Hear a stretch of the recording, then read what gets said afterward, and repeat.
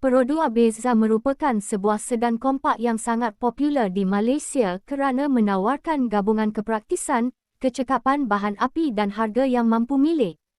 Model ini direka khas untuk pengguna yang mahukan ruang tambahan berbanding hatchback tanpa perlu berbelanja besar. Dari segi luaran, Pro 2 Bezza tampil dengan reka bentuk yang kemas dan moden, dilengkapi lampu hadapan yang tajam serta grill hadapan yang memberikan imej profesional dan sesuai untuk kegunaan harian mahupun kerja. Di bawah bonet, Pro 2 Bezza ditawarkan dengan dua pilihan enjin iaitu 1.0 liter dan 1.3 liter dual VVTi.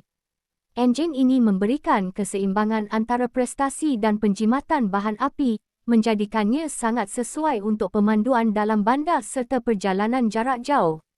Transmisi yang digunakan termasuk manual dan automatik DCVT yang memberikan pertukaran gear yang lancar serta membantu mengurangkan penggunaan bahan api. Dengan berat badan yang ringan, Bezza mampu memberikan pemanduan yang efisien dan mudah dikendalikan. Masuk ke bahagian dalaman, Pro 2 Bezza menawarkan kabin yang luas dan selesa untuk sebuah sedan dalam kelasnya. Ruang kaki di bahagian belakang agak baik, menjadikannya sesuai untuk keluarga kecil atau penumpang tambahan.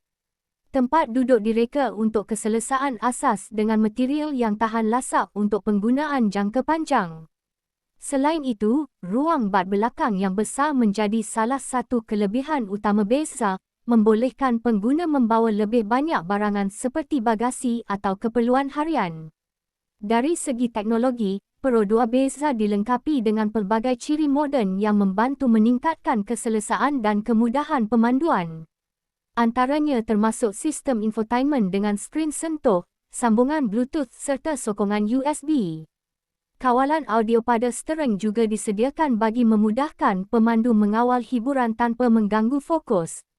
Model yang lebih tinggi turut menawarkan sistem kemasukan tanpa kunci serta butang penghidup enjin untuk kemudahan tambahan. Aspek keselamatan juga menjadi fokus penting dalam Pro 2 Bezza. Model ini dilengkapi dengan sistem brake ABS, EBD serta kawalan kestabilan elektronik bagi memastikan kenderaan kekal stabil dalam pelbagai keadaan jalan. Selain itu, terdapat juga beg udara untuk pemandu dan penumpang hadapan. Varian terkini turut dilengkapi dengan sistem Advanced Safety Assist yang merangkumi fungsi seperti brek kecemasan automatik dan amaran pelanggaran hadapan, menjadikan Bezza lebih selamat untuk semua pengguna.